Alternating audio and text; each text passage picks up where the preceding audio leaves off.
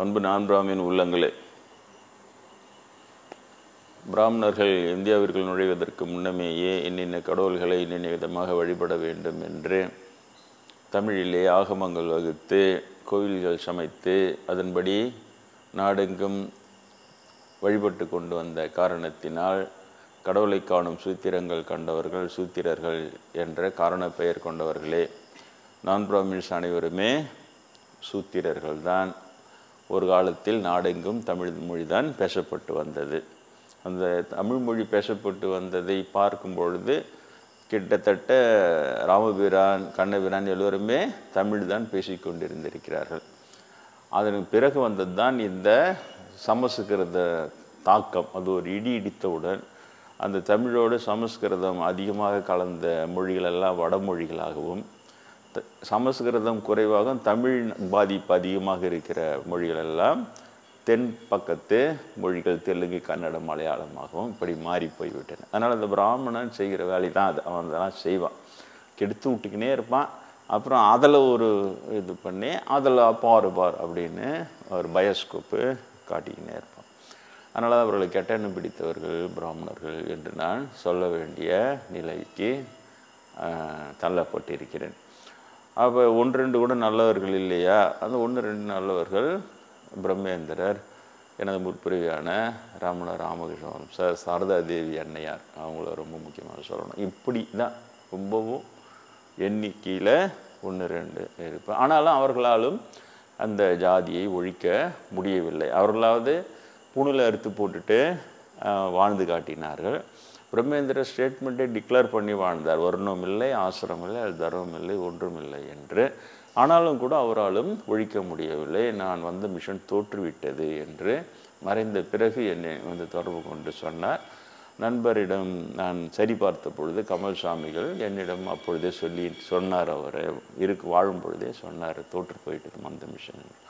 ஏன்னா இதுதான் அந்த பிராமணராக பிறந்து அவர்கள் என்னதான் ஜாதி இல்லைனாலும் அவங்களுக்கு இருக்கிற சாஃப்ட் கார்னர், பிராமணர்கள் மேலே இருக்கிற சாஃப்ட் கார்னர் அவங்கள சுற்றி பிராமணர்களையே சேர்த்துட்டோன்னா அவங்கள விளக்க முடியாத போது அதற்கு பிறகு அந்த பிராமணர்கள் அவன் கரெக்டான பிராமணாக இருக்கிறான். பிராமணன் எப்படி இருப்பான்னா சத்தியமின்றி இருப்பான், தெரியுதா?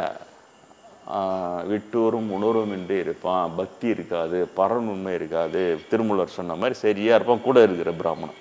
அதனால் அப்படியே கரங்கரன்னு வச்சுக்கினேன். இதை நான் ஒன்று சொல்கிறேன். பிரம்மேந்திரருடைய நோக்கமே, அந்த மிஷனோட நோக்கமே பாரத நாட்டில் சாதி சமயங்களை அழித்து இறைவனை மாத்திரம் இதயத்தின் துடிப்பாய் வைக்கவே சிவன் என்னை பிறப்பித்தான். அதான் மிஷன் அவரது. அடுத்த ஸ்டேட்மெண்ட்டு வர்ணம் இல்லை, ஆசிரமம் இல்லை, தர்மம் இல்லை, மனிதன் அடிக்கிற கூத்து, அது கடவுள் சம்பந்தம்.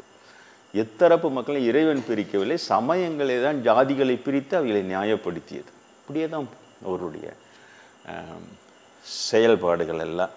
அப்போது அந்த நெருக்கமாக இருக்கிற பிராமணர்கள் அவங்க முற்பிறவிலெல்லாம் சொல்கிறார், இவங்களாம் நிறைய என் கூடவே வந்தவங்கெல்லாம் சொன்ன பிராமணன் எப்படி இருக்கணும், வர்ண ஆசிரமம் இல்லைன்ற ஒரு பக்கம் ஸ்ட்ராங்காக நிற்கணும் இல்லையா? நிற்கிற மாதிரி வந்து ஒரு பயோஸ்கோப் காட்டி சரௌண்ட் பண்ணிட்ட உடனே அதுக்கப்புறம் காஞ்சிபுரருடைய நேரடி ஸ்டேட்மெண்ட் என்ன, அவாவா ஜாதி கர்மா அவாவா செய்யணும், வர்ணம் ஆசிரமா தர்மம், அதுதான் தர்மம் அவருது. இப்போ டயமெட்ரிக்கல் ஆப்போசிட் ரெண்டும். ஆனால் அந்த இப்போது அந்த காஞ்சிபுரம் கூட இருக்கிற அந்த பிராமணன் யாரும் பிரம்மேந்திரர்கிட்ட வந்து ஜால்ராட்சின்னு இல்லை. ஆனால் பிரம்மேந்திர கூட சரௌண்ட் பண்ணுகிறேன், அங்கே போய் ஜால்ராட்சின்னு புரியுதா? ஏன் அவங்க வந்து பெரிய மடம் பெரிய இடம், அதனாலன்னு இப்படி தான் இருப்பான் பிராமணன். ஏன் இவர்கள் தோற்று போகிறார்கள் அதுக்கு சொல்ல வர. இவங்களுக்கு சாஃப்ட் கார்னர் இருக்கோ, இவங்களால அவங்கள முன்னாடியே அனுமானித்து விளக்க முடியாது. ஆனால் ஒரு பாதி தூரத்தில் வந்தோடனே தெரிஞ்சுக்கிறாங்க. தெரிஞ்சுக்கணுன்னு தான் இப்போ என் போன்றவர்கள் வந்தவுடன் கடுமையாக சாமி வந்து பிராமணர் கூட சேரவே கூடாதுன்னு தனியாக நிறுத்தி தனியாக வளர்த்து உருவாக்குனார். அப்புறம் தான் புரியுது, பின்னால் உனக்கு புரியும்னார். அப்புறம் இப்போ புரியுது ஏன் நம்மளுக்கு பிரித்து வளர்த்தாருன்னா அவங்க கூட சேர்ந்தால் உருப்பட்டுரும். நம்ம போன உடனே ஒரு பிரம்மேந்திர, அப்புறம் அவர் கூட இருக்கிறவங்களாம் ஐயாவாள் கொய்யாவாள் பொய்யாவாள் எல்லாங்கிறாங்க. அப்போ இவங்கெல்லாம் சாமிக்கு பாதியாவது இருப்பாங்க அப்படின்னு அவங்க மேலேயும் பாதி பக்தி நம்ம வந்துட்ட உடனே அவ்வளோதான். இதை அவர் நல்லா புரிஞ்சுக்கின்னு அவங்க பக்கம் போனால் வீணாயிடுவாங்கன்னு சொல்லிட்டு அழகாக பிரிச்சிடுறாரு. பிரித்து கொண்டு வந்து என்னை உருவாக்கி என்னை பொறுத்த வரைக்கும் அவர் வெற்றி தான். பிரம்மேந்திரர் அடுத்து மிகப்பெரிய வெற்றி என்னை உருவாக்குவதில் மிகப்பெரிய வெற்றி கண்டவர் பிரம்மேந்திரர். மீதி வெற்றியை பற்றியே எனக்கு தெரியாது, அதை பற்றி எனக்கு கவலை இல்லை. அவருடைய விருப்பம் இங்கே வரும்போது நீ உருவானாதான் சீடன், இல்லைனா நீ ஒன்று எனக்கு குருன்னு சொல்லிக்கோ, இப்படிலாம் நல்லா கலாட்டா பண்ணி தான் வளர்த்தாரு என்ன. அதுக்கப்புறம் உருவானோன்னா நீ நான் ஆன அனுபூதி அடிக்கணும், கோல் அடிச்சிட்டினா நான் உன்னை சீடன்னு சொல்லுவேன், அப்படி இல்லைன்னா நீ ஒன்று என்ன குருன்னு சொல்லி. நான் அடிச்சிட்டேன் கோல் கரெக்டாக அடிச்சிட்டோன்னா உடனே தேறி விட்டாயின்னு. அதுக்கு பிறகு தான் இங்கே வந்து வாழ்த்தினார். தனக்கு பிறகு என்ன தான் ஒரு அந்த கோயிலெலாம் பார்த்துக்கிறதுக்கு உங்களாம் நியமிக்க போகிறோம் அப்படின்லாம் எல்லாமே சொன்னார். ஆனால் அது எனக்கு 2ஆம் பட்சம், அது அவருடைய விருப்பம். நான் போனது உண்ணாமலே அம்மா சொன்னாங்க, ஞானம் அவங்ககிட்ட போய் வளரி கொட்டினேன், நான் பரிசுத்த வாழறேன்னு சொல்லிட்டு. அந்த ஒரு பாப்பம் வளர்றான்ல பப்ளிக்கில் பிராமண சங்கத்தில், பிராமணம் பக்க கதையே புனிதமானவங்கன்னு. அவன் பிராமண நடுவில் வளரணுன்னு எல்லா பிராமணனும் பொய்யணுங்க, எல்லாம் கை தட்டி ஆவா அப்படின்றானுங்க. பொய்ப்பெருமை விரும்பிகள் அவர்கள். அது உண்மையாக இருக்கணும்னு அவசியமே இல்லை அவங்களுக்கு. பொய்யா பெருமை. அந்த பூனைக்கு தடவி கொடுத்த மாதிரி இப்படி தடவி கொடுத்தோன்னா அப்படியே அது அவ்வளோ இதுவாக நெளிஞ்சிடும். அந்த மாதிரி பிராமணன்லாம் அதில் விரும்பிகள். நான் வளர்றது உண்ணாமலை அம்மங்கிட்ட வளர்னேன் இல்லையா. உண்ணாமலை அம்மன்கிட்ட வளருவேன், நான் தப்பிச்சிட்டேன். ஏன்னா அவங்க ரொம்ப தெளிவாக இல்லை அப்படின்னாங்க, நீ நல்லவன் ஆனால் பரிசுத்தமானவன் இல்லைன்றாங்க. நம்ம இது அப்படின்னா இன்னும் எப்படி வாழணுன்றீங்க, வாழறதில்லை, ஞானம் வந்தால் தான் பரிசுத்தமும், உங்களுக்கு ஞானம் வரல இது. ஏன்னா இப்படி சொல்லி வளர்க்குறாங்க உண்ணாமலை அம்மா என்ன இல்லையா. வளர்த்து ஆளாகி நான் அந்த கோல் அடித்து நான் வந்து வரேன். அப்போது இப்போ இதுலேயே புண்ணிய வித்தியாசம் இருக்குதா. பாப்பானா பிறந்தா பாப்பான் நடுவில் அவனுக்கு இல்லாத தகுதியை இருக்கிறத காட்டி ஒரு ஸ்டேட்மெண்ட் டிக்ளேர் பண்ணோன்னே எல்லாரும் கைத்தட்ட வச்சு இவங்களது வந்து வெறும் புறச்சடங்கு, புறத்தில் மட்டும் வெறும் வார்த்தையில் மட்டும் பெருமை, இப்படியே போகிறவனுங்க இவனுக்கு. போனோடனே புண்ணிய குறைவு இல்லையா. புண்ணிய குறைவு மட்டும் இல்லை, பாவமே அது.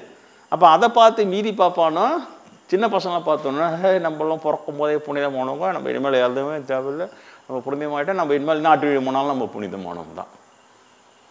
அது மாதிரி எல்லா அட்டகாசமும் பண்ணுறாங்களே. அந்த சிவசங்கர் சர்மான்னு எனக்கு இப்போ இன்னைக்கு கூட ரொம்ப நாள் கழிச்சு திரும்ப கூட கோவம். இவெல்லாம் ஒரு இவ்வளோ பொறுக்கி பையன், பாப்பாரை பொறுக்கி பையன், எவ்வளோ குழந்தைங்களை எடுத்துன்னு வந்து நீ சாமியார்னு தான் நம்பிக்கை சேர்க்குறாங்க பள்ளிக்கூடத்தில். குழந்தைங்களை வீணாக்கிட்டு கிருஷ்ணனா அது வந்து கோபிக்காவும் என்ன இதெல்லாம் இப்படி தான் பண்ணுவான் பாப்பா, புரியுதா. அப்படியே அதுக்கு ஒரு டேலி கொடுத்து விளக்கம் கொடுப்பான். கொடுத்தோடனே அப்படியே அதுக்கு ஒரு கும்பல் இருந்து பாப்பார கும்பல் அந்த கூட்டி கொடுத்ததுங்க பாரு. அந்த பாப்பார டீச்சருங்கெல்லாம் பொம்பளைங்களா அதுங்களா என்னதான் ஆகுதுங்களா, இதுங்களாம் செத்து தான் பிரம்மராட்சசம் அலையிறது. தெரியுதா உங்களுக்கு. பிரம்மராட்சசி கேள்விப்பட்டுக்கிறீங்கல்ல. பிரம்மராட்சசி ஒரு பிரம்மராட்சசம் வந்தான் கேள்விப்பட்டு. எங்கேயாவது ஒரு செட்டியார் ராட்சசன் கேள்விப்பட்டே இருக்க மாட்டேங்க, ஒரு கவுண்டர் ராட்சசி கேள்விப்பட்டே இருக்க மாட்டேங்க, புரியுதா.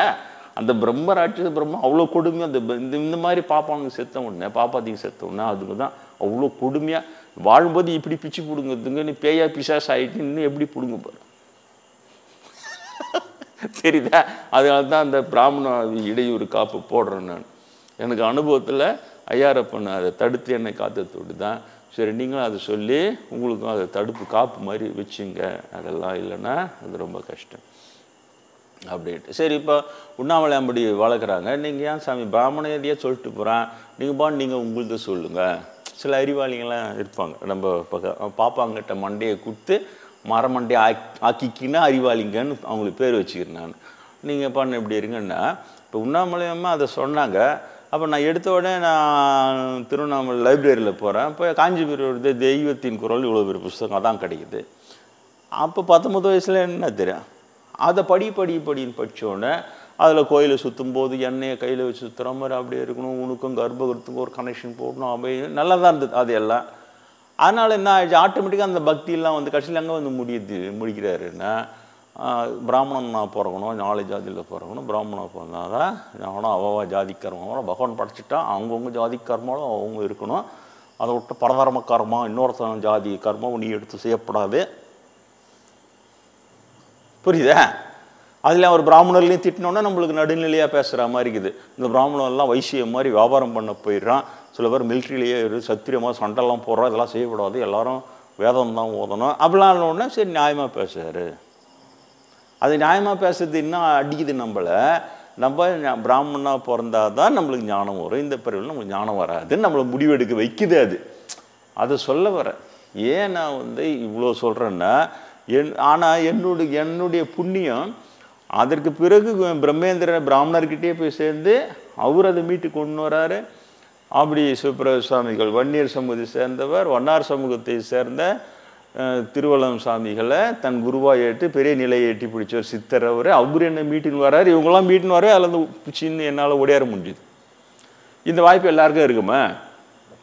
இருக்காது. அதனால தான் எதிர்காலத்தில் வர உங்களை சாக்கா வச்சு எதிர்காலத்தில் வர இருக்கிற ஆன்ம சாதகர்களுக்கு நான் சொல்லிக்கினே இருக்கிறேன். இப்படி நீங்கள் டைவெர்ட் பண்ணிட்டா எல்லா காலத்திலும் பிரம்மேந்திரம் சிவபாசாமிகளும் இருக்க மாட்டாங்க, மண்டைய மசாலாக்கும். அதனால் நான் என் பங்குக்கு நான் அனுபவப்பட்ட தொட்டு அப்படி வர பிரம்மேந்திரம் செம டிக்ளரேஷன் கொடுக்குறார். உருவாகி இருக்க வேண்டிய பல நூறு விவேகானந்தர்கள், அப்போ என்ன ஆயிரக்கணக்கான விவேகானந்தர்கள் உருவாகி இருப்பாங்க இந்தியாவில். எல்லாத்தையும் கெடுத்தது வேறு எதுவும் சொல்ல. மீதி பேரெல்லாம் கேட்டால் படத்தோசை கெடுத்தது, பெண்ணோசை கொடுத்தது, மண் பெண்ணோசை கெடுத்தது, இப்படி சொல்ல. அவர் ஒன்றே ஒன்று தான் சொன்னார், வர்ணாசிரமம் கெடுத்ததுன்னார். வர்ணாசிரமம் கெடுத்தது. உருவாகி இருக்க வேண்டிய பல நூறு விவேகானந்தர்கள் உருவாக்காமல் அவங்கள இந்த மூலையில் இப்போ எனக்கு மாதிரி இது ஆர்வம் வந்தோடனே எடுத்து முன்னே இந்த மாதிரி காஞ்சி பெரியதை படிக்கிறது படித்தோடனே அது மெதுவாக அவங்க மண்டையை நல்லா மசாலாக்கி, தம்பி உனக்கு இதுக்கு ஆம்பளைங்களா நீ வரப்படாத, உனக்கு அதான் சம்மந்தம் இல்லை, அதெல்லாம் வரவங்கிட்ட விட்டுட, நீ போய் சண்டை போட்டுக்கோ, வியாபாரம் பண்ணிக்கோ, அந்த காசை வச்சு பிராமணனுக்கு தோணெல்லாம் பண்ணிக்கோ, எப்போ நீ பிராமணன் பிறகுறியோ அப்போ தான் அப்படின்னு அது முடிக்குது. முடிச்சோடனே நான் என்ன டிஸ்கரேஜ் பண்ணிச்சு இல்லையா? அதை தான் பிரம்மேந்திர சுட்டி கேட்டார். இப்படித்தான் நிறைய பேர் வீணாவே போயிட்டான். இவங்க இருந்தாங்க, என்னை காப்பாற்றினாங்க. எல்லாருக்கும் அந்த வாய்ப்பு இல்லை. தேறி நான் வந்து நின்ன உடனே உண்ணாமலையாம சரி அவங்க அப்போ சொன்னாங்க நேரிலே தரிசனம் தரும். 19 வயசில் சொன்னாங்க, 29 வயசில் ஞானி ஆகிற, 39 வயசில் நேரில் தரிசனம் தர அண்ணாமலையார் சுரண்டாடி வந்து தெரிதான் நான் நினச்சே பார்க்க முடியும். அது வந்து ஞானக்கண்ணு அப்படியே கற்பனையில் தெரியுது, அப்படி இல்லை. அப்புறம் பிரம்மேந்திர மாதிரி பெரிய ஞானி உண்மையிலே கிடைக்கிறது ரொம்ப கஷ்டம். அவரை போய் வீணாக்கி அவர் என்ன பண்ணானுங்க பற்றியா? அவர் தெளிவாக சொல்கிறார், ஞானக்கன்றது இந்த 2 ஊனக்கண்ணே தான் ஞானக்கண்ணா மாறும். தரிசனங்கிறது நீ அப்படியே கண்ணை மூடின்னு கற்பனையில் பார்க்கறது இல்லை, இந்த 2 கண்ணாலும் நேரில் பார்ப்பது தான் தரிசனம். எல்லாமே சொல்லிக்கிறார் அவர். அப்படி தான் அண்ணாமலையாரை நான் பார்த்தேன். காலையில் சொல்கிறேன் இல்லையா, விடிய காலையில் அருணோதய நேரத்தில் நேராக கண் கூட பார்த்தது தான் அது. ஆனால் அந்த கண்ணுக்கு அந்த எக்ஸ்ட்ரா பவர் வரணும், அந்த பக்குவம் வரணும். அப்புறம் அதையெல்லாம் தொகுத்து நான் வந்து திவ்ய திருஷ்டின்னு ஒரு புஸ்தகம் போட்டேன் ஆங்கிலத்தில். அதுக்கு பிரம்மேந்திரிட்ட கொடுத்து அதுக்கு ஆசீர்வாதம் கேட்டேன். அவர் வந்து த சூப்பர் லுக் ஆஃப் யோகின்னு பேர் வச்சார். அதுக்கு த சூப்பர் லுக் ஆஃப் யோகி. இந்த நிலையை எட்டி பிடிச்சவங்களுக்கு அவங்களுடைய ஊனக்கண்ணு 2 புறக்கண்களே தான் ஞானக்கண்ணா மாதிரி அது வழியாகவே நேரடியாக பார்ப்பது தான் தரிசனம் சொல்லிட்டு அதுக்கு ஆசீர்வாதம் கொடுத்துருக்கிறார். இன்னை வரைக்கும் நான் வெளியிடவே இல்லை. ஏன்னா அப்போ எனக்கு தெரியாது இந்த பாப்பார பொய் புசுக்குங்க இதுங்க திருட்டு புத்தி எனக்கு தெரியாது. எதையும் திருடிடுறானுங்க, எதையும் திருடும் பிராமணன் இதையும் திருடி விடுவான். இந்த திருட்டு இதை திருட முடியாத அளவுக்கு இது எப்படி நம்ம காப்பாற்றுதுன்னு தெரியல, இன்னி வரைக்கும் எனக்கு தெரியும். அதனால் இப்போ கம்முன்னு இருக்கிறேன். எதையும் திருடிடுறான் எப்படி? இப்போ வந்து டெக்னாலஜி வந்து போச்சு. இப்போ நான் இங்கே பேசின்னு இருக்கிறதே ஒரு குரூப் கேட்டுன்னே இருக்கோம். அங்கங்கே கேட்டு வந்தோன்னா இதில் என்னென்ன திருட முடியுமோ அதெல்லாம் டக்குன்னு திருப்பி அது வெளி உலகத்துக்கு வரதுக்கு முன்னாலேயே கடகடனை என்னென்ன எழுத முடியுமோ எங்கெங்கே பேச முடியுமோ கடகடன் போட்டு அதெல்லாம் அவனது மாதிரி அதாக்கி, புரியுதா? அவ்வளோ திருட்டு கூட்டம் உங்களுக்கு தெரியவே தெரியாது. பிராமண உண்மையிலே திருடன திருட்டு கூட்டம். புழுன்னா புழு, பாப்பம் தான் பச்சை புழுன்னு அண்ணாமலையார் நிரூபித்தார். அவன் சும்மா புழுவ மாட்டான், தாழம்பூவை சாட்சி வச்சு புழுவான், ஜாகிரதையாரு. இன்ன வரைக்கும் சொல்லிக்குது அண்ணாமலையார் கதை நம்மளுக்கு இல்லையா?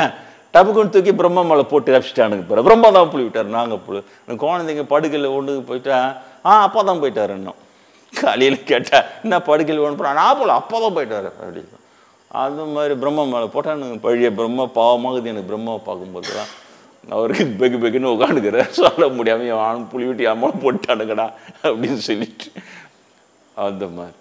அதனால் இது என்னதான் செய்யறது இவங்களுடைய புழு வந்து எது ஒன்றுமே இந்த உலகத்தில் ஒன்று அழியும் இல்லைன்னா வளரும். அப்படியே ஸ்டாண்டர்டாக அப்படியே இருக்கிறதுன்றது ஒன்று இல்லவே இல்லை. அப்போ இந்த கல் கட்டடம் மண் சிமெண்ட்லாம் கட்டிட்டு அப்படியே இருக்குதா சாமி? இல்லை, 100 வருஷம் கழிச்சு பார்த்தீங்கன்னா அதனுடைய ஸ்ட்ரென்த்லாம் போயிட்டு அது அவ்வளோ 100 வருஷமும் அது மெதுவாக அது இதுவாகினே டிஸ்இன்டெகிரேட் ஆகினே தான் இருக்கும். அப்புறம் பார்த்து பொலன்னு கொட்டும். புரியுதா? அதுவும் அழியும், இல்லைன்னா வளரும். அதே போல் பாப்பார புழு மட்டும் அதுவும் வளரும். ஏன் இன்னும் அழியலை, அதை போன்னு வாழ்த்துன்னு எல்லாம் போகிறோம். இப்போ என் போன்ற நிலையில் இருக்கிறவங்க கடவுளை மாத்திரமே இறைவனால் வழி நடத்தப்படுகிறவர்கள். அந்த பிரம்மேந்திரர் அதுக்கப்புறம் தேர்னதுக்கப்புறமா தான் சொன்னார், எதையுமே புஸ்தகத்திலேருந்து எதையுமே டிபெண்ட் பண்ணாதே, சொந்த அனுபவத்தை மாத்திரம் பேசுன்னு சொன்னார். அப்புறம் தான் புரிஞ்சுது, ஏன்னா அது ஒன்று தான் உண்மையாக இருக்குது. ஆனால் புஸ்தகத்திலேருந்து இதிகாசத்துலேருந்து எல்லாத்தையும் கெடுத்து வச்சுக்கிறானுங்க. சாஸ்திரம் எல்லாத்துலையும் பார்ப்போம் புளி வச்சு. இங்கே தான் கெட்டானு பார்த்தா ஏற்கனவே தமபாத்தில் கெடுத்து வச்சுக்கிறானு. அங்கே தான் கெட்டானுங்களை பார்த்தா ஏற்கனவே யூத சமயத்தில் டால்முட் எழுதி அங்கே கெடுத்து வச்சுக்கிறானுங்க. கெடுத்தது அதையும் அழிக்கவே இல்லை, அப்படியே விட்டு ஓடியாந்துக்கிறான். ஏன்னா திரும்ப ஒரு வாய்ப்பு கிடைச்சி அங்கே போனால் அது இவங்களுக்கு உபயோகப்படும். புரியுதா? எவ்வளோ பெரிய கில்லாடிங்கன்னு. அது அழிஞ்சாலும் இந்த பொய்யால் தானே நான் பாய்ஞ்சோம், அது அழிச்சிட்டா அது வந்துருக்கணும்ல. அது திருமூல அதனால் சொன்னோம், மூட பிராமணன். அறிவாளின்னு நினைத்து கொண்டிருக்கிறவன் தான் மூட. உங்களுக்கு தெரியாதுல்ல மூடன்னா நீங்கள் என்னமோ நினச்சிட்டு இருக்கீங்க. முட்டாள் வேற மூட வேற. முட்டாள் உண்மையிலேயே முட்டாளாக இருப்பான். அவனுக்கு நான் அறிவாளியும் ஒரு எண்ணம் வந்துச்சுன்னா அவன் தான் மூட. இது பிராமணனை தான் மூட பிராமணன் சொன்னார். எங்கேயுமே ஒரு மூட செட்டியார் மூட மோலியார் நம்மளாம் சொன்னதே இல்லை. பிராமணன் மட்டும் தான் சொன்னான் மூட பிராமணன். ஏன்னா இது மாதிரி அறிவாளித்தனமாக செய்கிறதா நினச்சிக்கின்னு இருந்து அவன் மூடையன். இப்போ நான் எல்லாத்தையும் சொல்கிறேன்னே, யாருக்குமே தெரியாது அப்படின்னு நினச்சின்னு செஞ்சிடுறது. எல்லாம் காஞ்சி பிரிவுலேருந்து அப்புறம் இப்போ நான் எனக்கு தெரியப்படுத்திட்டான் நான் கடவுள் எல்லாத்தையும் சொல்கிறேன். காஞ்சி பிரிவு மேல் தேராது வரையும் சொல்கிறேன்னு யாருன்னா சொல்லிக்கிறான், நீங்கள் சொல்லு. காஞ்சி பிரிவு இப்போ தான் மறைஞ்சார். அவருடைய மோட்சத்துக்கு போயிட்டார். அவருடைய வைகுந்தத்திலேருந்து பேசினார். அவருடைய ஒரு கைலாயத்துலேருந்து பேசினார். அவங்கிருந்தும் அப்படியே ஆசீர்வாதம் பண்ணி யாருன்னா சொல்லு. நான் தானே சொல்கிறேன், தேரில் அவரை தூக்கி விசிறடிச்சிட்டாங்கன்னு நான் தானே சொல்கிறேன் இல்லையா? உங்களுக்காக தான் சொல்கிறேன். எவனா மரமாட்டேங்கிறது உங்கள் ஊர் கோயில் அப்படியே வைப்பான் அந்த போட்டோவை. புரியுதா? நம்ம அன்பர் பரவாயில்ல, ஒரு 2 பேர் நல்லா இறங்கி வேலை செய்கிறாங்க. வைக்காத தேராத இவர் சாமி சொல்லிடுறாரு எடுத்துருன்னு அவங்களுக்கு புரிய வச்சு எடுக்க வைக்கிறாங்க. அது பாராட்ட வேண்டிய விஷயம். நம்ம அது மாதிரி நீங்கள் போய் வைக்க மாட்டீங்க குறைஞ்சது. அப்புறம் பாப்பானை பற்றி உங்களுக்கு தெரியாது. என்ன தான் பாப்பானா இருந்தாலும் நான் தேராதவர்னு எல்லாத்தையும் சொல்லினே வரேன்ல, அவன் தனியாக உட்காந்து யோசிச்சுப்பான். என்ன தான் பார்த்தா தேராத வாங்கி பெரியவர் தான் இவர். எனக்கு அப்பவே தெரியும் இந்த ஆளை பற்றியா. அவர் நேராக வாழ்த்து சிஷ்யகோடிகளே தேரல அயோக்கியனாகிறானுங்க இல்லையா? அவரு சூஸ் பண்ணி அவருடைய அத்தியந்த சீடர்கள் வளர்த்த நேரடி பார்வையில் வளர்த்தவனுங்களே அயோக்கியனாகிறானுங்க. அப்போ இவர் மட்டும் எப்படி யோகியனாக இருப்பான் அவன் யோசிப்பான். இது எங்கேயா இடிக்குதுரா சொல்லிட்டு என்ன பண்ணுவான், அவங்க வீட்டில் இருக்கிற ஃபோட்டோ எடுத்து வந்து மெதுவாக உங்ககிட்ட கொடுப்பான். பெரியவா ஃபோட்டோ வச்சுக்கோ, என் பூஜையில் வச்சுருந்தது நான் யாருக்கும் கொடுக்க மாட்டேன், உனக்குன்னு கொடுக்குற வச்சுக்கோன்ட்டுவான். டப்புக்குன்னு என்ன அர்த்தம்னா அவன் பூஜையில் இருக்கிறத காலி பண்ணி உன் தள்ள கட்டி எஸ்கேப் பார்க்குறான்னு அர்த்தம். புரியுதா? அதுக்காகவும் உங்களுக்கு சொல்கிறேன், ரொம்ப ஜாகிரதையாக இருங்க. பிராமணனுடைய நான் முன்னெல்லாம் ரொம்ப சொல்லுவேன் அடிக்கடி, பிராமணனுடைய ஒவ்வொரு வார்த்தையும் சந்தேகிக்காதவரை நீங்கள் முட்டாள்களே, அவனுடைய ஒவ்வொரு செயலையும் சந்தேகிக்காதவரை நீங்கள் மடையர்களே அப்படி தான் சொல்லிக்கிறேன். எல்லாத்துலேயும் அப்படி தான் இருப்பான் அவன். ஏன் அவன் வாங்கின சர்டிஃபிகேட்டு கொஞ்சம் நஞ்சல்ல. கண்ணாமலையார்கிட்ட புழுவும் சர்டிஃபிகேட் வாங்கிடுறான், திருமூலர்கிட்ட மூட பிராமணன் சத்தியம் இல்லாதவன்னு வாங்கிடுறான். இவ்வளோ பெரிய பெரிய சர்டிஃபிகேட் பெரிய பெரிய இடத்துல வாங்கி வச்சுக்கிறான். ஆனால் அது சொல்லாமல் வேறு எதை சொல்கிறது?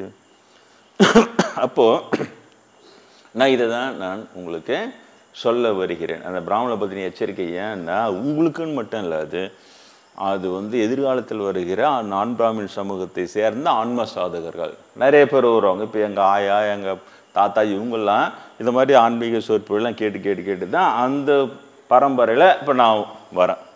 அதே மாதிரி நீங்கள் தொடர்ந்து இங்கே 20 வருஷம் ஆன்மீக சொற்பொழில் கேட்டுனே வரீங்க. அப்படி கண்டிப்பாக உங்களுடைய பரம்பரையில் கண்டிப்பாக ஒரு ஞானி வந்துடும், வேறு வழி கிடையாது. அது ஞானி வந்துடும். வரும்போதே அவன் சஃபர் ஆகக்கூடாது. உங்கள் மூலமாக அந்த செய்தி அவனுக்கு சரியாக இருந்ததுன்னா இந்த பிராமணனுடைய பொய் விளக்கங்கள் அவனை திசை திருப்பி வீணாக்கிடக்கூடாது. ஏன்னா மிகப்பெரிய லாபம், ஆன்மீக லாபம். நீங்கள் சொல்லுங்கள், நான் ஞானம் அடைஞ்சு பின்னால் தரிசனம் இருந்தது இதெல்லாம் இருக்கட்டும். சாதாரணமாக உண்ணாமலை அம்மை வந்து இல்லைடா அது மாதிரி பரிசுத்தம் ஆனாதான் ஞானம் வந்தால் தான் பரிசுத்தமாகும், நீ நல்லா வந்தா ஞானம் வந்தால் தான் பரிசுத்தமாவா, ஞானத்தை தேடு இதெல்லாம் சொல்லுவாங்களா? அதை சொல்கிறதுக்கு பெரிய புண்ணியம் இருந்தால் தானே அதையே சொல்லுவாங்க இல்லையா? பெரிய புண்ணியம் இருந்தால் தானே அதையே சொல்லுவாங்க. அது புண்ணியம் உங்களுக்கு இருக்கணும்னா நீங்கள் இதெல்லாம் இருந்தால் தான். அதுக்காக தான் நான் இதை வந்து விதவிதமாக உங்களுக்கு சொல்லிக்கின்னே இருக்கிறேன்.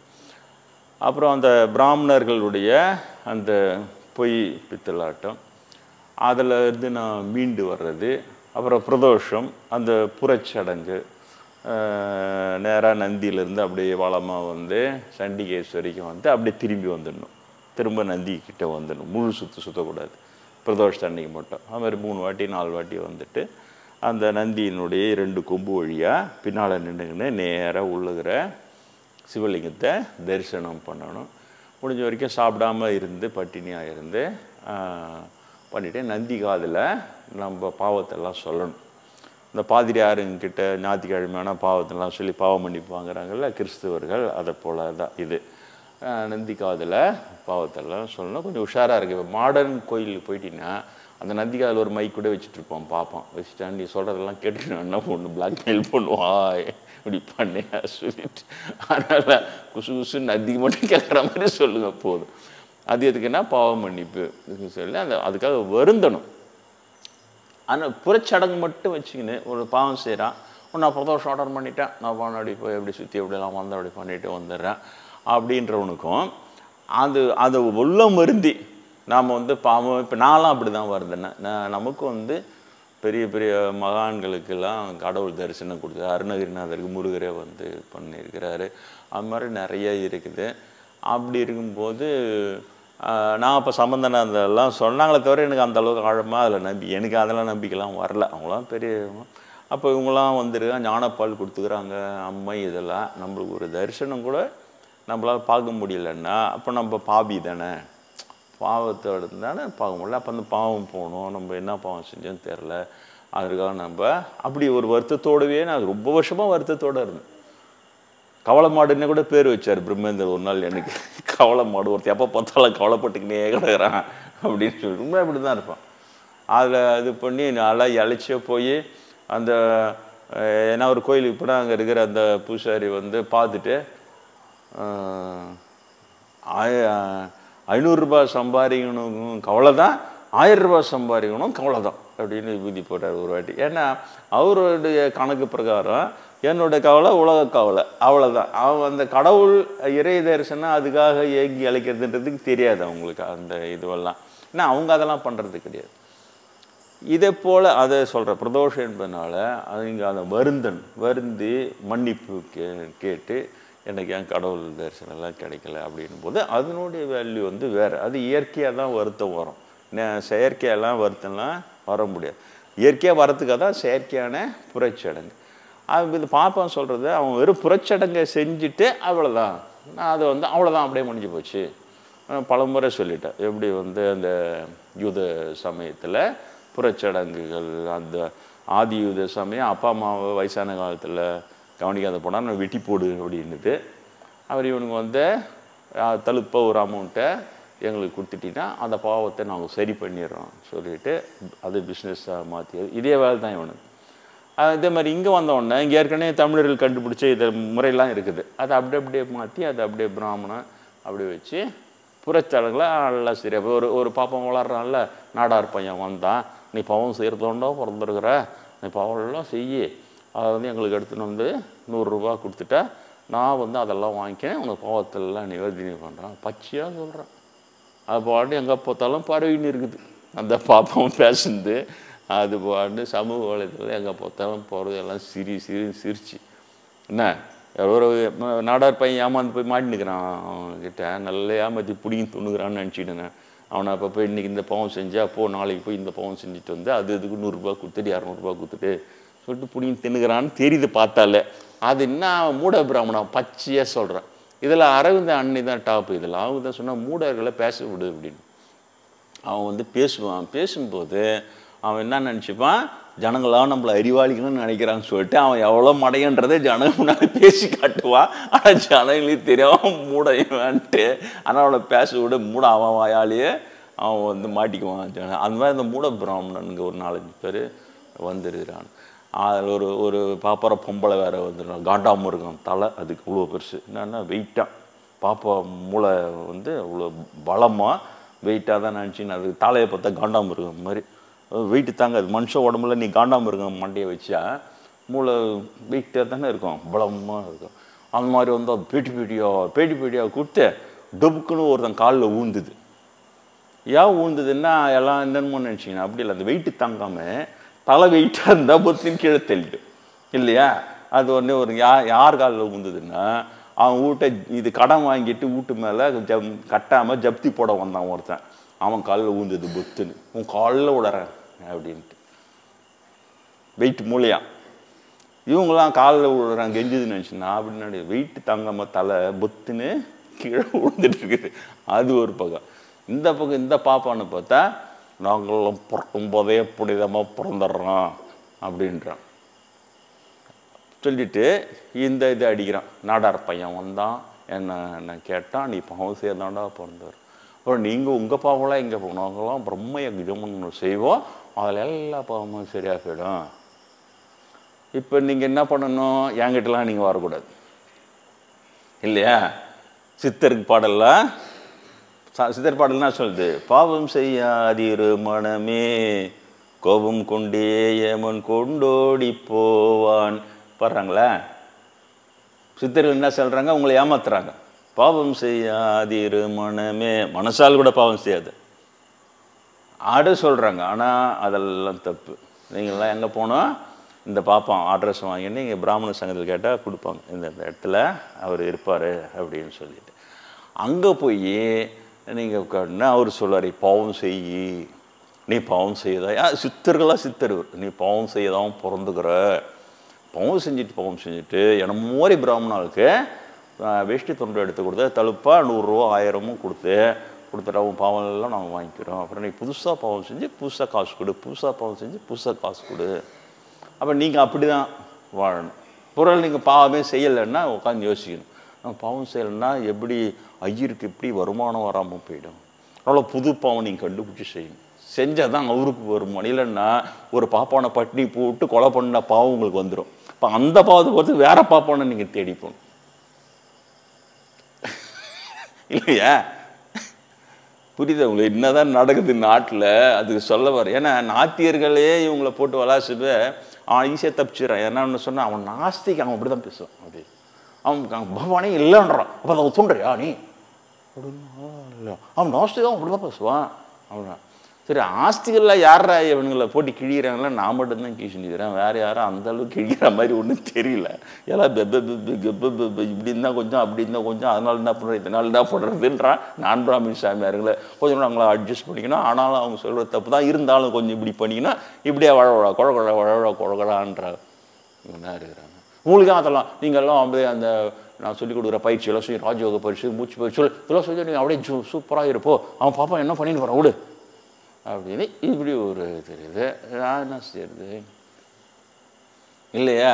ஏன் தலையெழுத்து நான் உங்களை சாக்கா வச்சு புரியுதா உங்களுக்கு. என்னுடைய எய்ம் எங்கே, இந்த பல 100 விவேகானந்தர்கள் உருவாகாமல் போயிட்டாங்கன்னார்ல பிரம்மேந்திரர், குருநாதருடைய கவலையை அதை போகணும். நான் ஸ்வீடன்ற முறையில் அதுக்கான வேலையை தான் நான் செய்யணும்.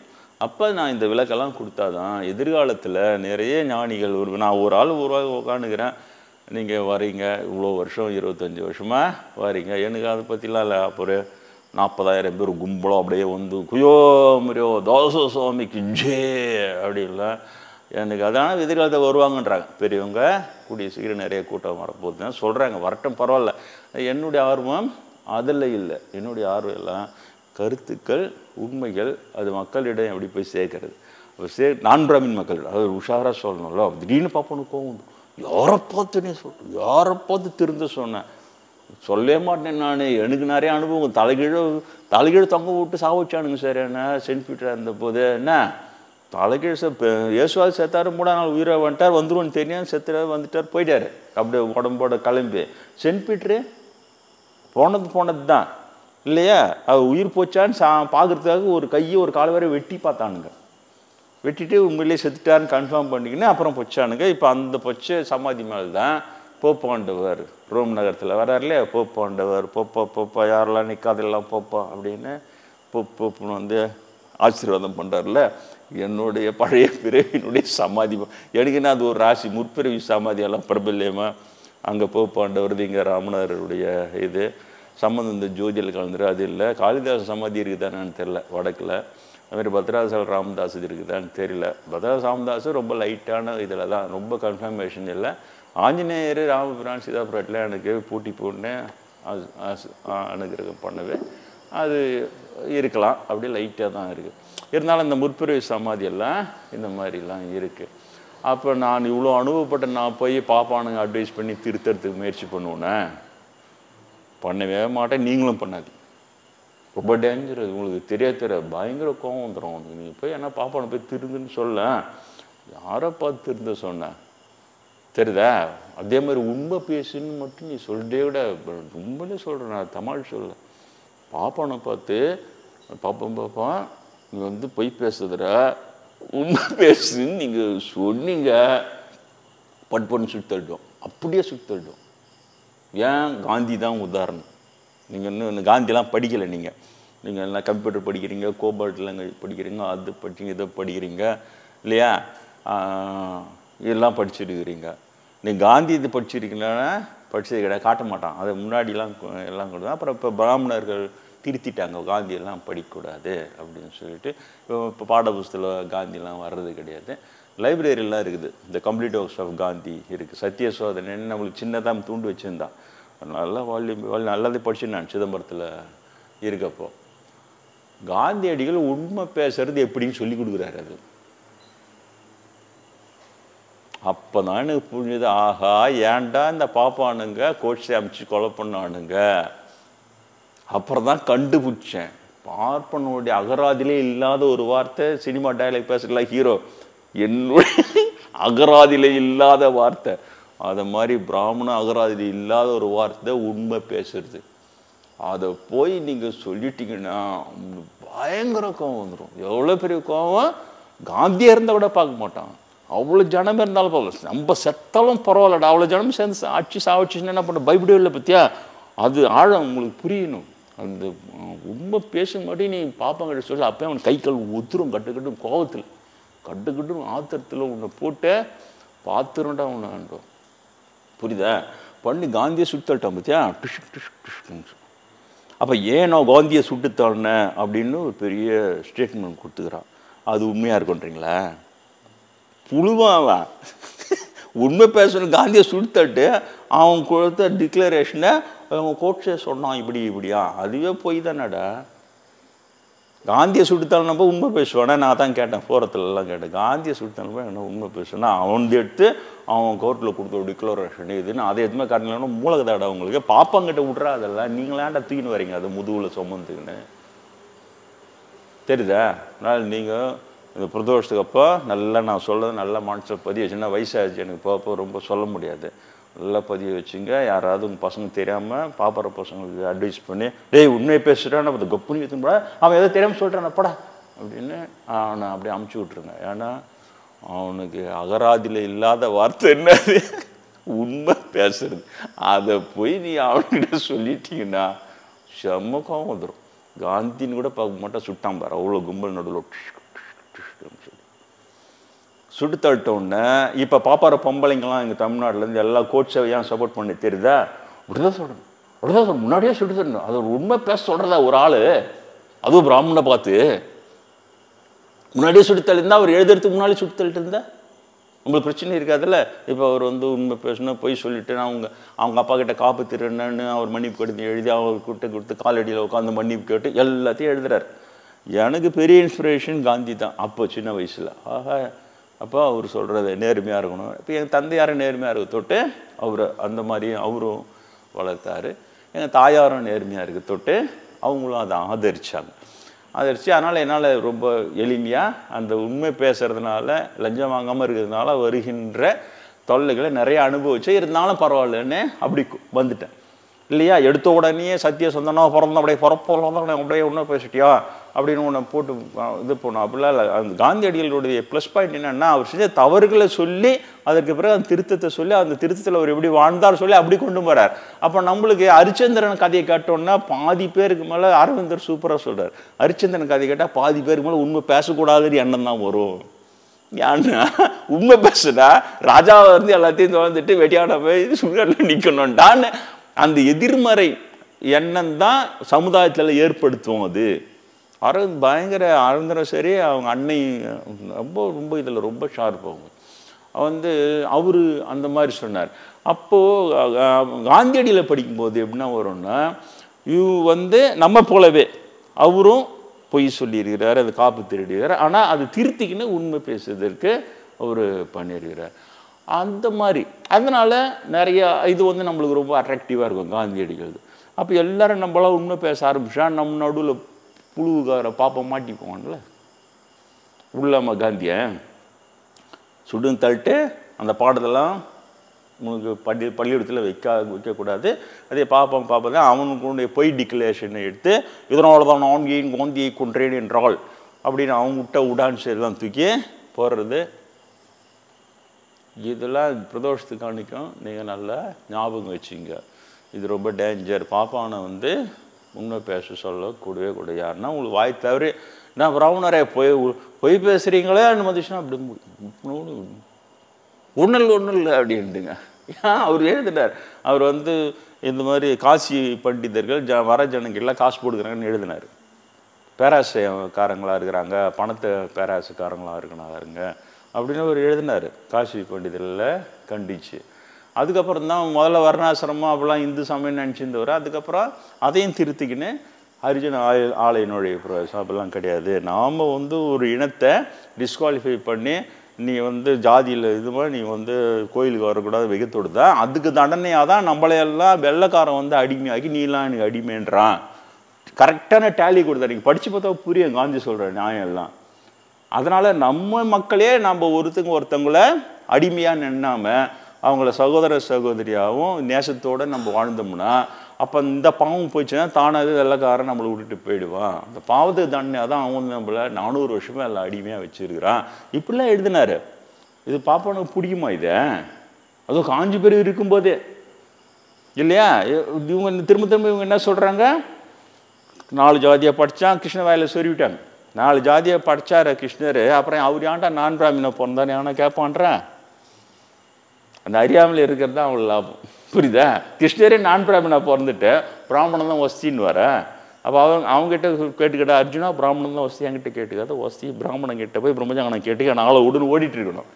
ஆனால் அவர் தான் அவ்வளோ 18 அத்தியாயமும் சொல்கிறாரு, இன்னும் நிறைய யோகங்கள் இருக்கின்றன, 18 மற்றும் உனக்கு பகர்ந்தேன்ட்டு போயிட்டார் இல்லையா?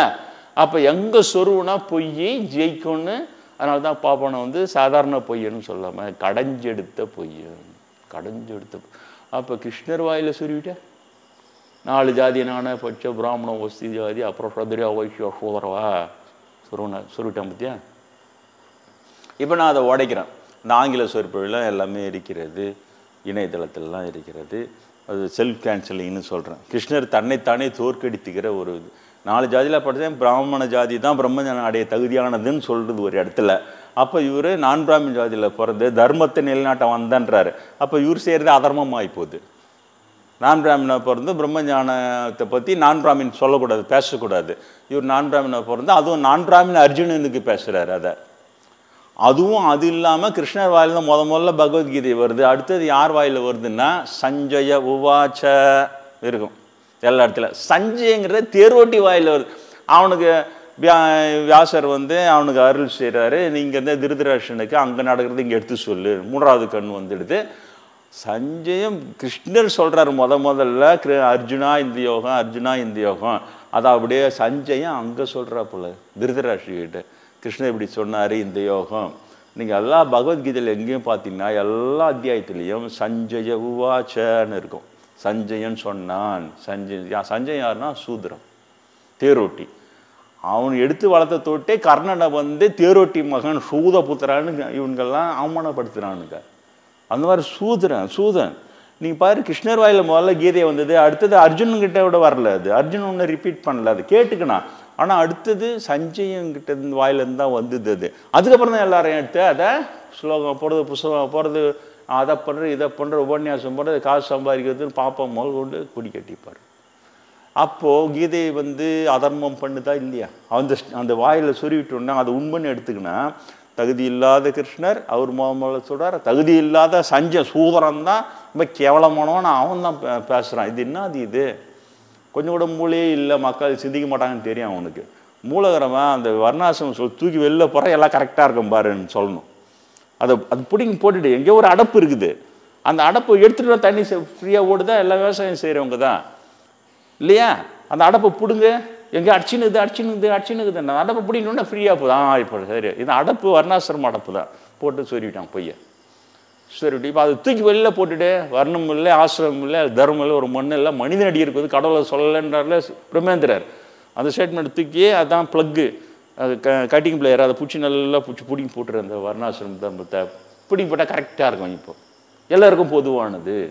அவனுடைய மனோ தர்மம் தான் தர்மம். புத்தர் சொன்னதுலேருந்து எல்லாம் டேலி ஆகும்.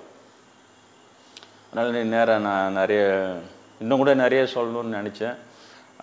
அது நேரம் நிறைய ஆகிவிட்டது. வருகிற காலங்களில் நான் கொஞ்சம் கொஞ்சமாக உங்களுக்கு சொல்கிறேன். இப்பொழுது வழக்கம் போல் ராமநாம பஜனை செய்து நிறைவு செய்கிறேன்.